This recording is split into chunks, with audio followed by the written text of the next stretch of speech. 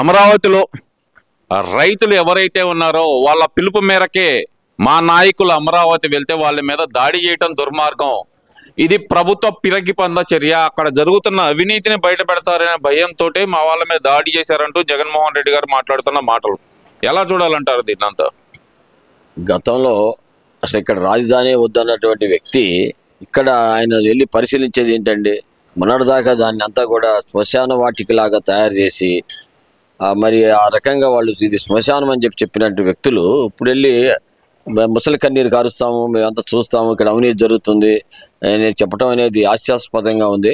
అక్కడ ఉన్నటువంటి రైతులే కాదు, యావత్ ఆంధ్రప్రదేశ్ మొత్తం కూడా, ప్రపంచంలో తెలుగు వాళ్ళందరూ కూడా నవ్వుకునేటువంటి పరిస్థితి ఇవాళ జగన్మోహన్ రెడ్డి చేసేటువంటి ప్రతి కార్యక్రమం కూడా అలాగే ఉంది. ఇవాళ అమరావతిలో గతంలో వాళ్ళు మా భూముల్ని తీసుకోవద్దని చెప్పి అక్కడ ఉన్నటువంటి రైతులందరూ, మహిళలందరూ కూడా వీటిలోంచి బయటకు వచ్చి, ఎప్పుడు రానటువంటి మహిళలంతా కూడా వచ్చి కూర్చొని అక్కడ ఎంతో మరి శాంతియుతంగా అక్కడ వాళ్ళు నిరసన తెలియజేస్తూ ఉంటే వాళ్ళందరిపైన రకరకాలైనటువంటి ఈ ప్రయోగాలు చేసి వాళ్ళందరినీ హింస పెట్టి వాళ్ళ ఇళ్ళకి వెళ్ళి వాళ్ళు రాని కూడా చేసి వాళ్ళందరినీ మహిళలను కూడా చూడకుండా ఇబ్బంది పెట్టినటువంటి సంగతి మనంతా కూడా చూసాం.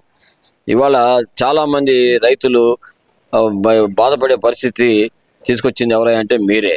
గతంలో అది కూడా కాకుండా దీనికి వ్యతిరేకంగా ఇక్కడ అమరావతి వద్దని మీరు కొంతమంది మనుషుల్ని, కొన్ని వందల కిలోమీటర్ల నుంచి మనుషుల్ని తీసుకొచ్చి అక్కడ టెంట్ వేసి దీనికి ఆపోజిట్గా చేసిన సంగతి ఒకసారి గుర్తు తెచ్చుకోవాలా. అంటే జనం ఎప్పటికప్పుడు మర్చిపోతారనేటువంటిది మీ కాన్సెప్ట్. కానీ మీడియా ఉంది ఒక పక్క, మీడియా వారు ఎప్పుడు కూడా మర్చిపోరు, అవన్నీ కూడా వాళ్ళు రికార్డ్ చేస్తారు.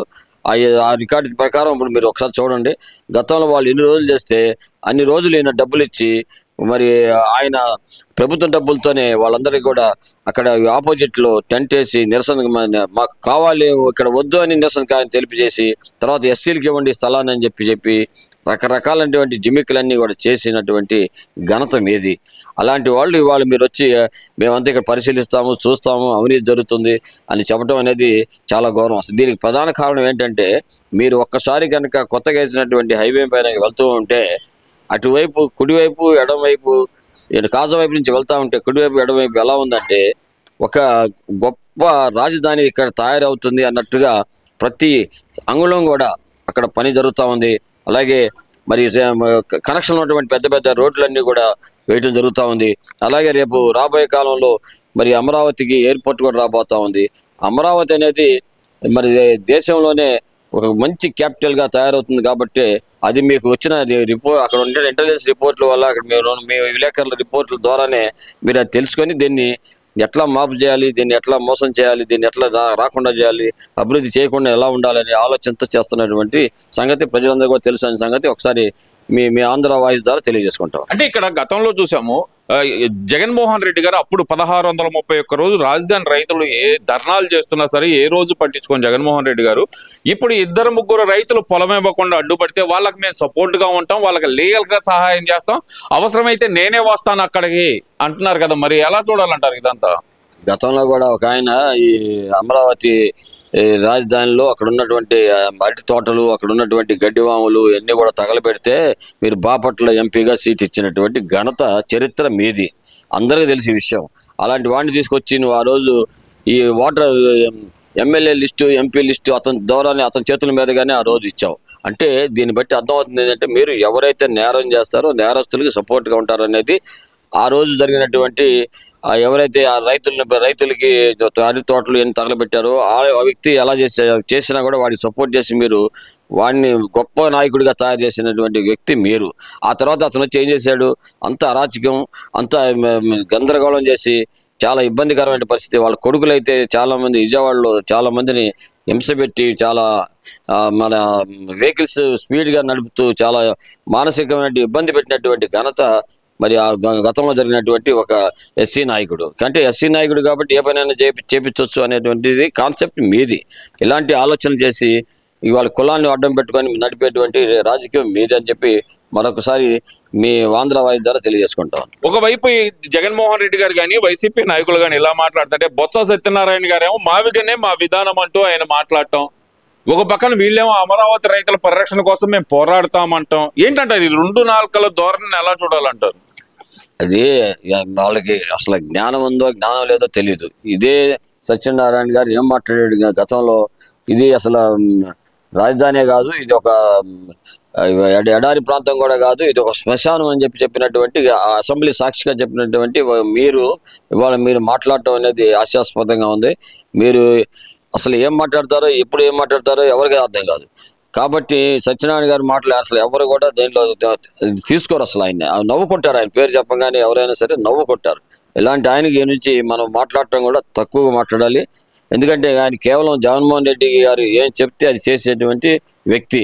అంత వయసు వచ్చింది కానీ ఆయనకి ఇండిపెండెంట్గా ఎలా మాట్లాడాలి ఏంటి అనేది, ఇది ప్రజలేంటి అనేది ఆలోచించడు. ఆయన ఒక సారా వ్యాపారి. సారా అమ్ముకునే దాడికి వాడి ప్రాణం పోతే ఉంటే కానీ వాడు డబ్బులు రావాలి. అలాంటి మనస్తత్వం గల బిజినెస్లు మీరు చేసి ఉన్నారు కాబట్టి అదే ఆలోచనతో ఆంధ్ర ప్రజలందరినీ కూడా పాడు చేయాలనే ఆలోచన ఉన్నారు. మీరు అది మానుకోండి. సత్యనారాయణ గారు మీరు ఇంకా పెద్దోళ్ళు అయిపోయారు, రెస్ట్ తీసుకోండి. ఎందుకంటే మీ వాడు మాకు చెబుతున్నాడు మా చంద్రబాబు రెస్ట్ తీసుకోమని, కానీ ముందు మీరు తీసుకోవాల్సిన ఆవశ్యకత ఉందని చెప్పి తెలియజేస్తాం. ఇక్కడ ఇంకో విషయానికి వస్తే కనుక వైసీపీ నాయకులు సిఆర్డిఏ పరిరక్షణ సమితి అని పేరు పెట్టుకోవటాన్ని అసలు ఎలా చూడాలంటారు? అక్కడికి వెళ్ళి మరి పోలీసులను కూడా అంబటి రాంబాబు గారు తోసేయటం, రక్షణ కల్పిస్తున్న పోలీసుల్ని ఎలా చూడాలి? అసలు ఇదంతా అసలు వీళ్ళు ఎందుకు వెళ్ళారు? వాళ్ళు పరామర్శగా వెళ్ళారా, అండగా నిలబడటానికి వెళ్ళారా, లేదంటే కనుక దాడి చేయడానికి వెళ్ళారు అనుకోవచ్చు అంటారు? నాకు అనుమానం వస్తుంది. మా అంబటి రాంబాబు అని ఆయన ఏదైనా జరిగితే జగన్మోహన్ రెడ్డి గారికి వారసులు ఎవరు లేరు కాబట్టి నేను ముఖ్యమంత్రి అవ్వాలనే ఆలోచన ఏమైనా ఉందేమో నాకు అనుమానం ఉంది. ఎందుకంటే గతంలో కూడా వాళ్ళ ఇంటి దగ్గర బూతులు మాట్లాడి మళ్ళీ అతనే బూతులు మాట్లాడి వాళ్ళ లేడీస్ చేత మాట్లాడించి మళ్ళీ నన్ను మాధవ్ గారు ఇష్టం వచ్చిన మాట్లాడిందని చెప్పి మాట్లాడినటువంటి విలేకరులతో ముందు మాట్లాడిన వ్యక్తి మీరు. అంటే ఇవాళ ఏంటి అనుకుంటున్నారంటే అంబటి రాంబాబు జగన్మోహన్ రెడ్డి కనుక ఏదైనా అయితే, ఎందుకంటే వాళ్ళ నాన్నలాగా ఏదైనా జరిగింది అనుకో అప్పుడు నేనే ముఖ్యమంత్రి అవుదాము లేకపోతే నేనే ప్రతిపక్ష నాయకుడిని అవుదామనే ఆలోచనతో ఆయన ఉన్నట్టున్నాడు. అందుకని ఇవన్నీ రాజధానికి వెళ్ళి అక్కడ కావాలని వాళ్ళందరినీ రైతుల్ని రెచ్చగొట్టడం, అక్కడికి వెళ్ళిన మహిళలందరినీ కూడా ఇష్టం వచ్చిన మాట్లాడి గతంలో మాట్లాడేవుగా నువ్వు. మాట్లాడినప్పుడు అక్కడ ఉన్నటువంటి రైతులు స్థానికంగా ఉన్న వాళ్ళు తట్టుకుంటారండి.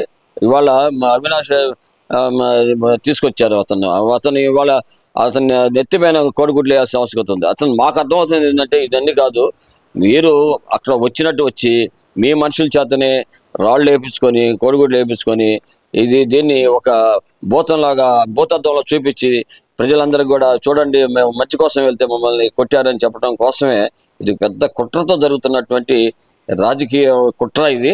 కాబట్టి ప్రజలందరూ కూడా గమనించాలి. ఎందుకంటే ఇలాంటి అన్ని కూడా మనం గతంలో చూస్తాం. ఇవన్నీ కూడా మన జగన్మోహన్ రెడ్డికి ఆయనకి వెన్నతో పెట్టిన విద్య. కాబట్టి ప్రజలు కూడా అందరూ కూడా అప్రమత్తంగా ఉండాలి. అప్రమత్తంగా ఉండి ఇలాంటి వాళ్ళందరినీ కూడా ఎప్పటికప్పుడు ఏ రోజుకి ఆ రోజు మనందరం కూడా సోషల్ మీడియా ద్వారా కానీ ఇంకో వాట్సాప్లో కానీ ఇంకో రకంగా కానీ ఎప్పటికప్పుడు మన వీరిపైన వ్యతిరేకత తెలియజేస్తే తప్ప లేకపోతే ఈ ఆంధ్ర రాష్ట్రాన్ని జీరో చేయాలనే ఆలోచనతో వాళ్ళు ఉన్నారు. కాబట్టి ఆంధ్ర రాష్ట్రం స్వర్ణ ఆంధ్రప్రదేశ్గా ఉండాలి అంటే ఇలాంటి వాళ్ళందరినీ కూడా ఎప్పుడు ఒక కంటితో కనిపెట్టి ఉండాలి. ఎందుకంటే మనకు తెలుసు గతంలో మన ఇంటి దగ్గర పాము ఉందంటే ఎంత జాగ్రత్తగా ఉంటామో, మరి ఇంతకుముందు మనందరికి కూడా ప్రతి గ్రామంలో ఇవన్నీ కూడా చూసిన విషయాలు. అట్లాగే మనకు ఒక ఇంటి పక్కన ఉన్నటువంటి మన ఆంధ్రాలో ఉండి మనకి పైగా ఒక మాజీ ముఖ్యమంత్రిగా ఉండి ప్రతిపక్ష నాయకుడిగా ఉండి ఇవాళ ఈ రాష్ట్రాన్ని పాడు చేయాలనే ఆలోచన చూడటం మొట్టమొదటిసారి ఎలాంటి జగన్మోహన్ రెడ్డిని ఒక్కడే చూస్తున్నా అని చెప్పేసి తెలియజేసుకుంటాం. Thank you.